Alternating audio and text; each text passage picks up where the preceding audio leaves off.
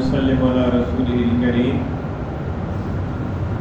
اعوذ باللہ من الشیطان الرجیم بسم اللہ الرحمن الرحیم فإن انتهوا فإن الله غفور رحیم وقاتلوهم حتى لا تكون فتنة ويكون الدين لله فإن انتهوا فلا عدوان إلا على الظالمين صدق اللہ العلی العظیم۔ فإن انتهوا، پھر اگر وہ باز آ جائیں، فإن اللہ غفور رحیم، بس بے شک اللہ تعالیٰ بخشنے والا مہربان ہے۔ وقاتلوهم، اور ان سے قتال کرتے رہو، حتی لا تکون فتنہ، یہاں تک کہ شرارت باقی نہ رہے، فتنہ باقی نہ رہے، ویکون الدین للہ، اور دین سارے کا سارا اللہ کے لیے ہو جائے۔ فإن انتہوا، پھر اگر وہ باز آ جائیں، فلا عدوان الا علی الظالمین، تو زیادتی نہیں ہے مگر ظالموں پر۔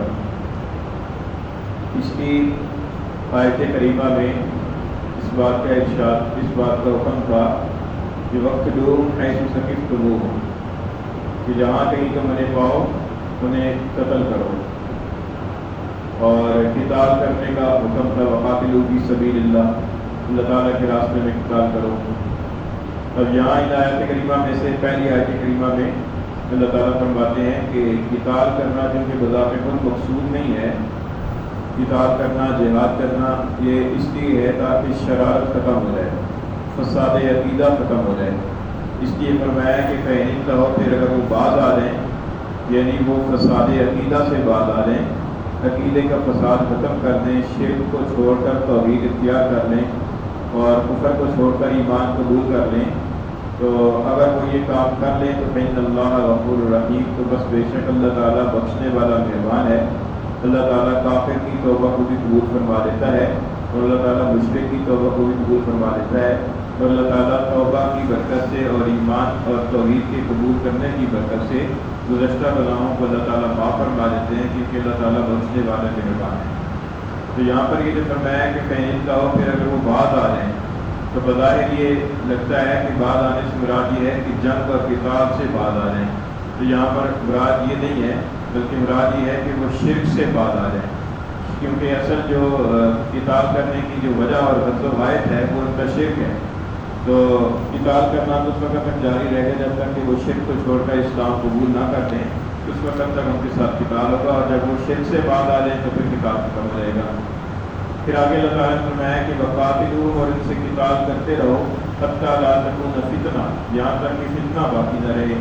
فتنہ کا یہاں معنی ہے فساد عقیدہ، یعنی وہ شرک باقی نہ رہے، ویکون الدین للہ، اور دین اللہ کے لیے ہو جائے، یعنی دین اللہ کے لیے ہو جائے، اللہ تعالیٰ کا حکم غالب آ جائے اور فساد عقیدہ ختم ہو جائے، اور اللہ تعالیٰ کی توحید اور ایمان کا غلبہ حاصل ہو جائے، اور میں کہ اس وقت تک تم قتال کرتے رہو۔ یہ جو کہ خاص طور پر کفار عرب کا حکم بیان ہو رہا ہے، اس لیے یہاں پر یہ حکم بیان فرمایا گیا، ورنہ عام طور پر عرب کے علاوہ باقی علاقے والوں کے کافر ہیں، ان کے ساتھ قتال کرنے کی صورت کے اندر ان کے پاس 3 آپشن ہیں۔ ایک صورت یہ ہے کہ وہ اسلام قبول کر لیں، اور حدیث شریف میں آتا ہے کہ مجھے اس وقت تک کافروں کے ساتھ قتال کرنے کا حکم ہے حتی یقولوا لا الہ الا اللہ، یہاں تک کہ وہ لا الہ الا اللہ کہہ لیں، اسلام کو قبول کر لیں۔ دوسری صورت یہ ہے کہ اگر وہ اسلام قبول نہیں کرتے تو اسلام کے غلبے کو قبول کر لیں، یعنی اسلامی حکومت کے ماتحت ہو کر رہنے کو پسند کر لیں اور قبول کر لیں کہ ہم جزیہ دیں گے، اور جزیہ دے کر تو اسلامی حکومت کے ماتحت ہو کر رہیں گے اور سرکشی اور بغاوت نہیں کریں گے،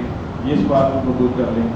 اور تیسری صورت یہ ہے کہ پھر وہ ذات کے تعلق کیا جاتا ہے۔ اور جو عرب کے کفار ہیں